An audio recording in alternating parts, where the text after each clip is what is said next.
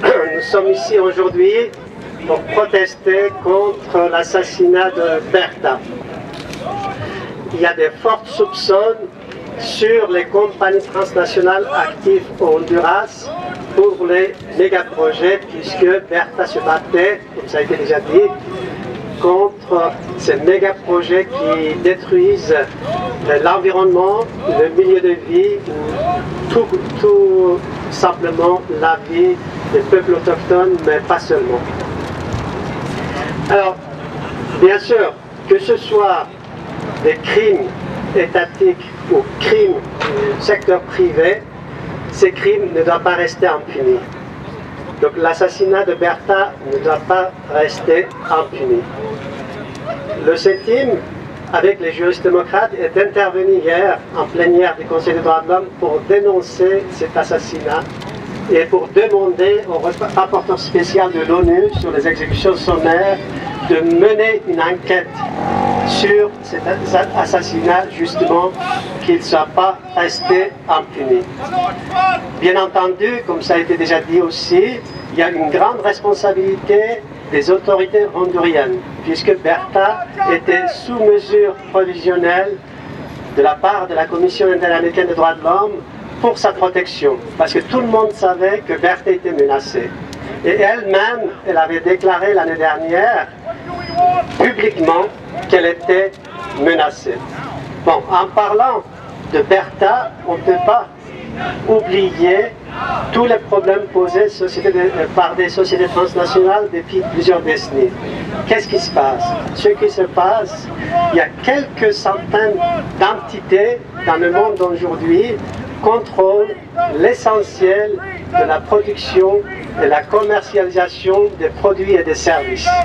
Avec un tel pouvoir, ces entités contrôlent non seulement l'économie, mais aussi ont une influence sur la politique.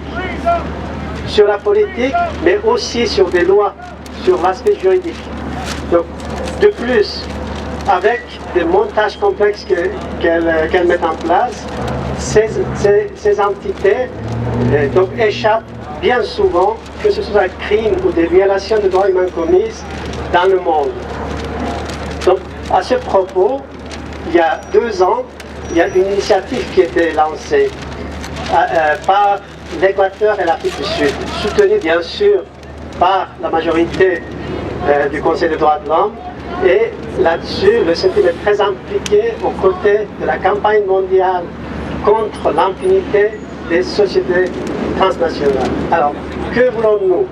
Ce que nous voulons, tout simplement, que ce soit des crimes qui est arrivé la semaine dernière au Honduras, crimes commis donc, avec l'assassinat de Berta, que ce soit des dégâts commis à l'environnement, que ce soit le non-respect des normes du travail, que ce soit les violations des droits humains commises, ne doivent pas rester impunis et ces entités doivent être contrôlées.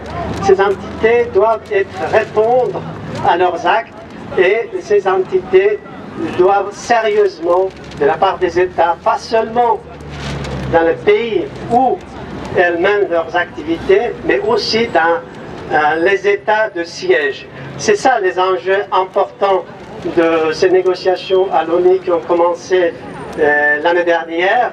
Donc là-dessus, la campagne mondiale est très engagée. Nous sommes très attentifs pour que cette initiative, ces démarches ne restent pas comme ça a été le cas malheureusement depuis 40 ans au niveau international, parce que nous le savons très bien, c'est bien documenté maintenant, c'est très bien connu, les crimes ou les violations commises par ces entités. Maintenant, il faut avoir des normes contraignantes. Ces normes contraignantes doivent s'appliquer non seulement dans des pays où les transnationales sont actives, mais aussi dans les pays de siège.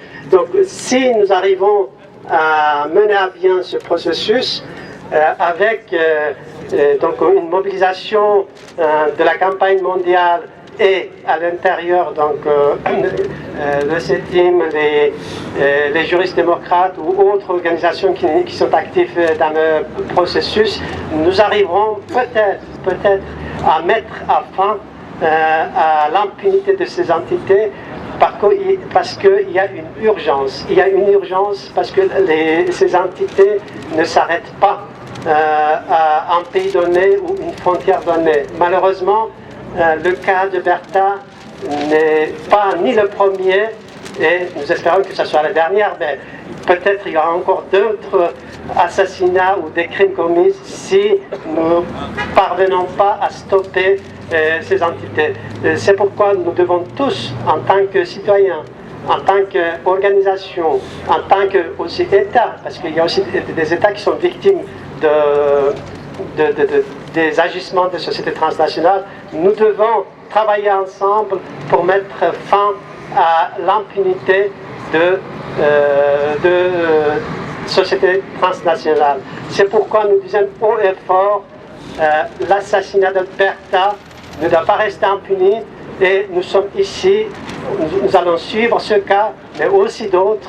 Mais le plus important, comme je disais, c'est d'avoir des normes contraignantes, des lois qui contrôleraient les agissements criminels des sociétés transnationales. Je vous remercie de votre attention.